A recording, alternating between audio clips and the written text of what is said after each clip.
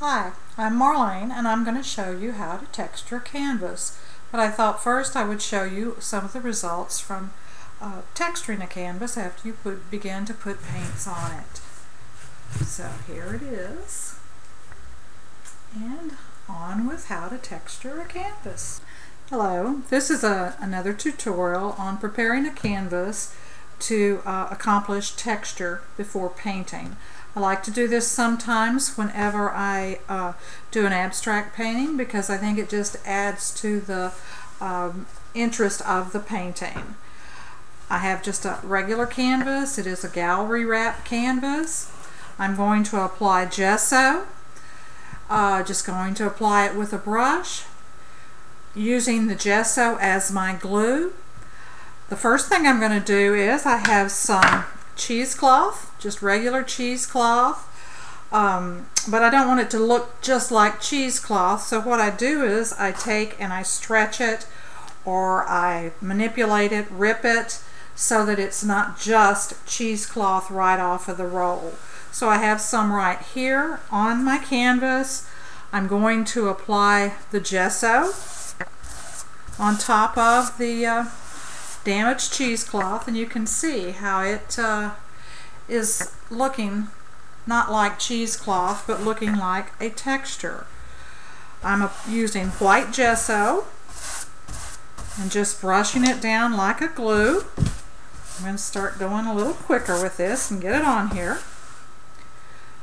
But I am manipulating even as I brush on the gesso. I'm not thinking of any particular design. I'm just wanting to get texture onto my canvas. So I'll just keep doing this, and there we go. We've got the some cheesecloth applied. So now I'm also going to get just some regular white tissue paper. I like to use white because I like to start out with a white surface whenever I begin to paint my abstract. I just tore some of the tissue paper. Now I'm going to take and also glue it down with my white gesso. I just want to make sure that there's good contact to the canvas. Sometimes I may have to put some of the gesso underneath the tissue paper. I'm letting the tissue paper make texture. I don't want it to be in clumps or big wads of clumps. I just want to add some wrinkly effects to it. I'm not sure that you can see that on the camera. Well, I'm having trouble getting it to where you can even see it on the camera. Let me lay it back down. I'll put some more right here on this edge so that you can see better. Okay?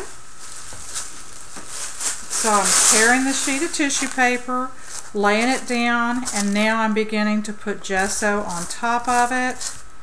You can see it's just doing some of the wrinkles. I'm not letting it wad up into a ball. That seems to be the worst thing that people have trouble with when they apply the tissue to the canvas, is it begins to wad up on them and make a ball effect. I'm also applying some here. I don't mind getting some wrinkles, but just be sure that you get all of the tissue paper applied to the canvas and not a bunch of air bubbles underneath it. Because if you have air bubbles underneath it, then it's not down onto the canvas good. So keep brushing it. And this is just a regular house painting brush that I'm applying the gesso with.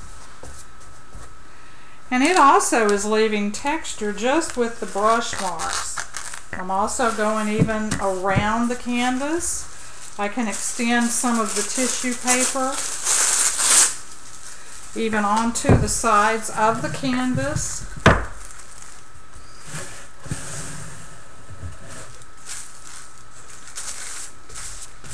Letting it run over the edges.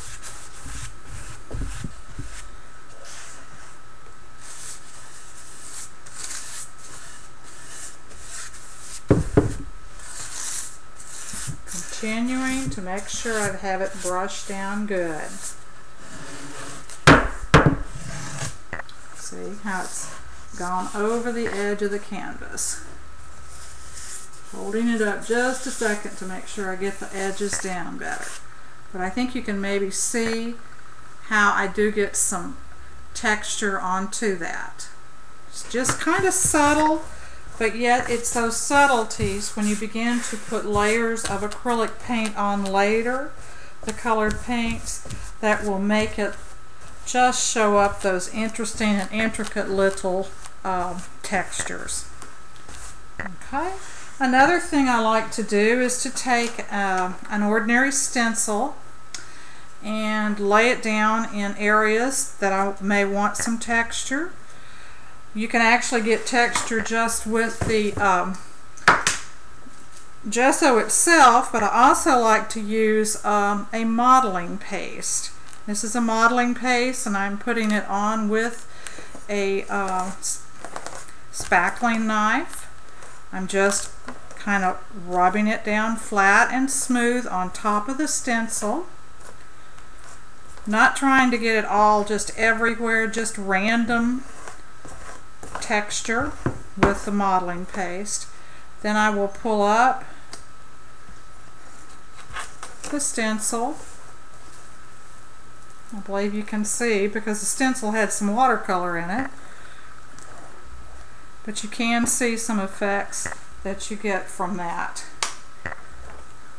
Suppose I should have used a clean stencil, would have probably been better. But oh well. This way you can see the texture and see what's happening on the tutorial. Okay, it's kind of interesting. I like sort of a stencil that's a nothing stencil that's not necessarily a subject matter design. I just think since I'm doing an abstract, I don't want to get into having my texture be a design that's going to tie me down and not let me experiment. I love to experiment and see what can happen. Okay, some of my tissue's coming up, so I'm going to have to go back over it just a little bit. Want to make sure that those air bubbles, that there's no air bubbles in it. So be sure and check it out real good as you're working. You can also take and just put on just some free-form spackling. I'm putting some here on the edges of the piece, just so it continues on around. There's a air bubble. I'm not sure you can see that. I need to mash that down, make sure I get the air bubbles out. So inspect what you're doing really well. So also got to come back again, but not go over my spackling compound, but just check and make sure that I have plenty of texture all over my canvas. The whole idea is to put down some textural looks. So I'm just inspecting all the way around the canvas.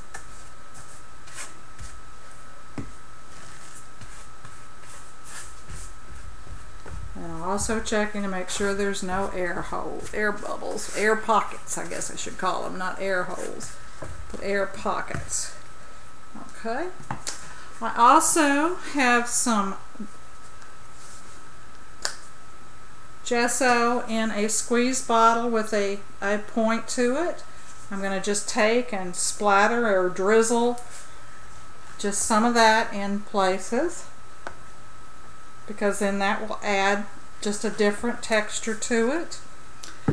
You can take and pick up lids, anything interesting you may have in the studio, and make some designs. I'm just putting the lid down and twisting it so it will give some circular designs.